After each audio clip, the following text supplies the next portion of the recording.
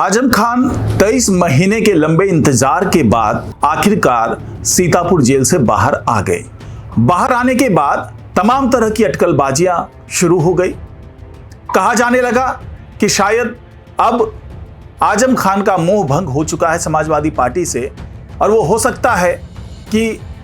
अब खुद तो सक्रिय राजनीति में ना आए, लेकिन अपने बेटे को हो सकता है वो बीएसपी की तरफ भेज दें, हो सकता है वो जो आज़ाद समाज पार्टी है उसकी तरफ भेज दें, या फिर ये भी हो सकता है कि अगर वो सक्रिय राजनीति में आ जाए तो भी वो समाजवादी पार्टी से मुंह मोड़ लें। लेकिन इन तमाम अटकलबाजियों के बीच में आजम खान, जो कि राजनीति के बड़े ही मंजे खिलाड़ी हैं, उनको पता था कि अगर लाइमलाइट में रहना है, अगर सक्रिय राजनीति में नजर आना है, तो किसी न किसी बहाने से मीडिया की सुर्खियों में बने रहना होगा। तो उसी हो सकता है कि अपनी उसी प्रयास के दौरान उन्होंने ऐसे तमाम बयान दिए। हालांकि मीडिया के सामने खुल करके वो सामने नहीं आ रहे हैं, लेकिन परोक्ष तरीके से जिस तरह से उनके बयान सामने आ रहे हैं उससे ये साफ होने लगा है कि वो सुर्खियों में बने रहना चाहते हैं, कुछ सनसनीखेज खुलासा करना चाहते हैं। फिलहाल एक बयान जो सामने आया है, जो आजकल मीडिया की सुर्खियां बटोर रहा है, वो ये है कि आजम खान ने यह दावा किया है कि उनकी हत्या की साजिश की जा रही थी, उनको जान से मारने का प्रयास किया जा रहा था। तो आखिरकार ये हो कैसे रहा था? पिछले 23 महीने से वो जेल में बंद थे, तो क्या जेल में उनकी हत्या करने की कोशिश की जा रही थी? क्या उनके राजनीतिक भविष्य को बिल्कुल खत्म करने की कोशिश की जा रही थी? ना सिर्फ आजम खान, बल्कि उन्होंने यहां तक कह दिया कि उनके बेटे की भी हत्या की साजिश की जा रही थी। तो आखिरकार ये माजरा क्या है, किस तरीके से बातें निकल करके सामने आई है और इसके पीछे का सच क्या है, इस पर चर्चा करेंगे आज के इस वीडियो में। तो इस वीडियो को आखिर तक जरूर देखिएगा। नमस्कार, मैं हूं डॉक्टर सुरजीत सिंह और आप देख रहे हैं यंग भारत न्यूज। अगर आपने अभी तक इस चैनल को सब्सक्राइब नहीं किया है तो सब्सक्राइब कर लीजिए, और अगर आपको ये वीडियो अच्छा लगे तो इसको लाइक कीजिए, शेयर कीजिए और कमेंट जरूर कीजिए। तो आजम खान क्या अपना मानसिक संतुलन खोते जा रहे हैं? क्या वो बहकी बहकी बातें कर रहे हैं? क्या वो जो तमाम आरोप लगा रहे हैं उसमें कोई दम नहीं है? लेकिन ऐसा नहीं है कि आजम खान जो भी कह रहे हैं वो बिल्कुल हवाबाजी है, बल्कि वो बहुत ही सोच समझकर अपने इस बयान को सामने ला रहे हैं, वो बयान दे रहे हैं। भले ही वो मीडिया के सामने कुछ ना कहें, लेकिन उनको पता है कि जब वो बयान किसी माध्यम से देंगे तो वो मीडिया में आना तय है, मीडिया की सुर्खियां बटोरना तय है। आजकल सोशल मीडिया इतना ज़्यादा एक्टिव है कि अगर आप सोशल मीडिया पर किसी तरह का कोई बयान जारी कर देते हैं, चाहे सीधे सीधे आप बयान दे दें या फिर परोक्ष तरीके से किसी माध्यम का इस्तेमाल करके आप बयान जारी कर दें, तो उसका लाइमलाइट में आना लाजमी है और मीडिया उसको सुर्खियों में लेकर के आ ही जाएगी। ये बात आजम खान भली भांति जानते हैं। यही वजह है कि शाहिद सिद्दीकी, जो कि राज्यसभा के सांसद भी हैं, पत्रकार भी हैं, वो जब दिल्ली में जाते हैं आजम खान से मुलाकात करने के लिए, क्योंकि आजम खान जेल से बाहर आने के बाद वो दिल्ली में एक अस्पताल में, सर गंगाराम हॉस्पिटल में, वो अपना इलाज करवा रहे हैं, और वहाँ पर उन्होंने ये आरोप लगाया है कि मुझे और मेरे जो बेटे हैं अब्दुल्ला, उन दोनों को ही जेल में स्लो पॉइजन देने की कोशिश की जा रही थी। और उन्हें जब कुछ अनईजी फील होने लगा, जब उनके बेटे को भी अनईजी फील होने लगा, और जब उन्हें ऐसा लगा कि शायद ऐसा कुछ किया जा रहा है कि मेरी हत्या कर दी जाए जेल में, इस दौरान उन्होंने जिक्र भी किया मुख्तार अंसारी का। उन्होंने कहा कि जिस तरीके से मुख्तार अंसारी के साथ हुआ, शायद वैसा ही कुछ मेरे साथ करने की कोशिश की जा रही थी। क्योंकि अफजाल अंसारी, जो कि सांसद रहे हैं और मुख्तार अंसारी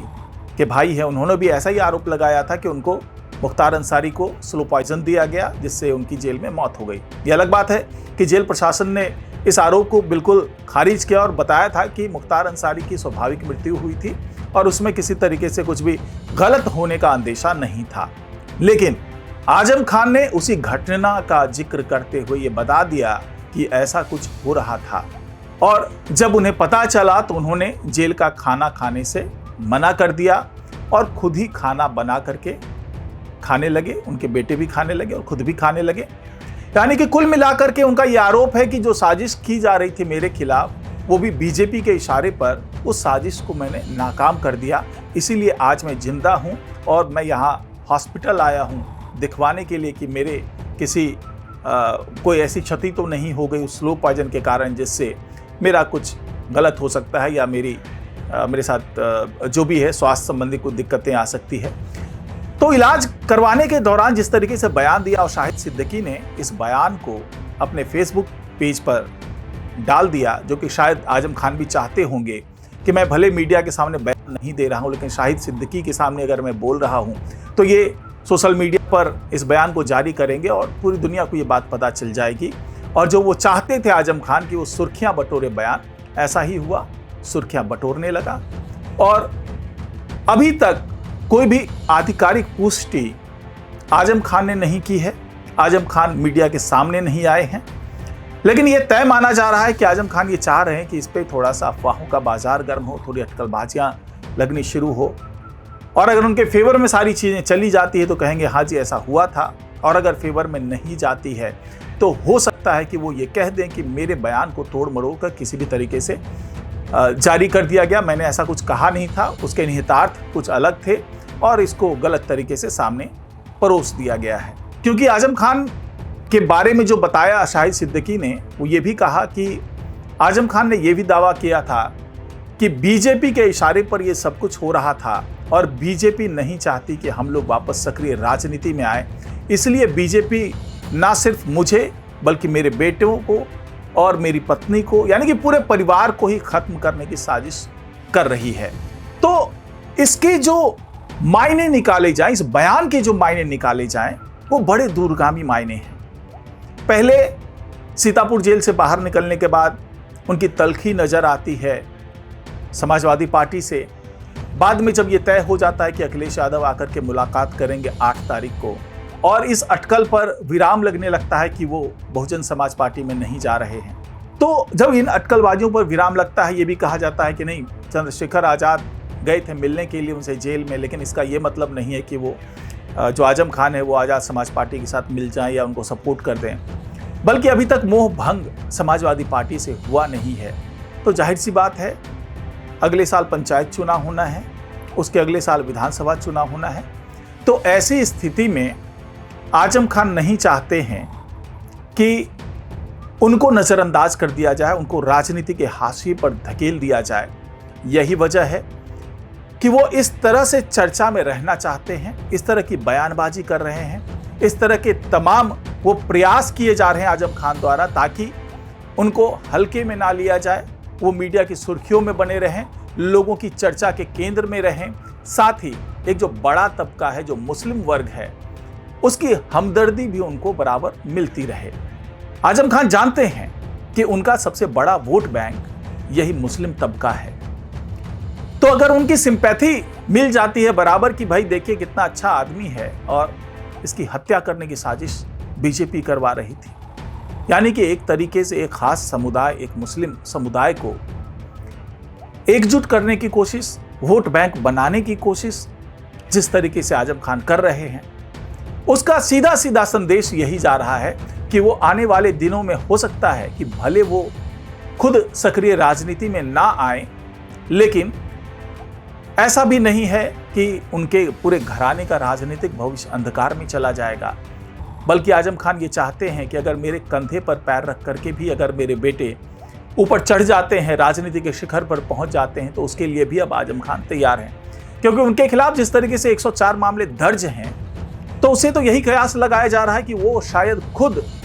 सक्रिय राजनीति में ना आ पाए। लेकिन ये बात भी तय है कि वो चाहते हैं कि जिस तरीके से नेताजी के बेटे यानी कि अखिलेश यादव सत्ता के केंद्र में पहुंच गए हैं केवल इसलिए क्योंकि वो मुलायम सिंह यादव के बेटे थे, उसी तरीके से आजम खान चाहते हैं कि उनका जो स्थान रहा है पार्टी में, वो स्थान उनके घराने के किसी आदमी को मिले, उनके बेटे को मिले। तो शायद यही वजह है कि वो सुर्खियों में तो रह ही रहे हैं, लेकिन खुल करके मीडिया के सामने इसलिए नहीं आ रहे हैं क्योंकि उनको ऐसा लगता है कि कहीं अगर मीडिया में खुल करके कुछ कह दिया, वो मामला बड़ा हो गया तो 104 केस को तो झेल ही रहा हूँ, कहीं ऐसा ना हो कि 1-2 केस और लग जाए और उसके कारण फिर वापस जेल जाना पड़े और उसकी जमानत के लिए फिर कोशिशें की जाए। क्योंकि जो आजम खान का आरोप है वो यही है, जो समाजवादी पार्टी का आरोप है वो यही है, जो तमाम बड़े नेता शिवपाल यादव की बात कर लें, अखिलेश यादव की बात कर लें, तो वो यही आरोप लगाते हैं कि आजम खान के ऊपर जिस तरीके से मामले लगातार लगाए गए, उन पर आरोप लगाए गए, दर्ज किए गए मामले, वो सरकार के इशारे पर हुए, वो बीजेपी के इशारे पर हुए और लगभग सभी जो मामले हैं, जो सभी आरोप हैं वो बेबुनियाद हैं, आधारहीन हैं और समाजवादी पार्टी की सरकार बन जाती है तो इन तमाम आरोपों को हटा लिया जाएगा, खत्म कर दिया जाएगा सारा केस। तो आजम खान को लगता है कि कहीं ऐसा ना हो कि एक बार फिर 2-4 केस, 2-4 आरोप इसी बहाने लग जाए कि मैंने सीधे सीधे बीजेपी पर निशाना साधा या बीजेपी को कटघरे में खड़ा किया। क्योंकि जाहिर सी बात है कि आजम खान किसी भी तरीके से ये साबित नहीं कर पाएंगे कि उन्हें स्लो पॉइजन दिया जा रहा था, जेल के अंदर इस तरह की चीज़ें हो रही थी। उनके पास ना कोई साक्ष्य है, कोई सबूत नहीं है और किसी तरीके से मेडिकल रिपोर्ट में इस तरह की कोई पुष्टि नहीं हो रही है, तो वो साबित नहीं कर पाएंगे। लेकिन अगर ये बयान सार्वजनिक तौर से, आधिकारिक तौर से सब जगह फैलने लगा तो हो सकता है कि इसके कारण उनके ऊपर कुछ 2-4 नए केस ना लग जाएं। तो शायद इसलिए भी वो सावधानी बरत रहे हैं। लेकिन ये ज़रूर है कि राजनीति को अपने आसपास घुमाने वाले आजम खान अब यही चाहते हैं कि वो सुर्खियों में बने रहें, चाहे तरीका कुछ भी हो। तो आज की रिपोर्ट में फिलहाल इतना ही। नमस्कार।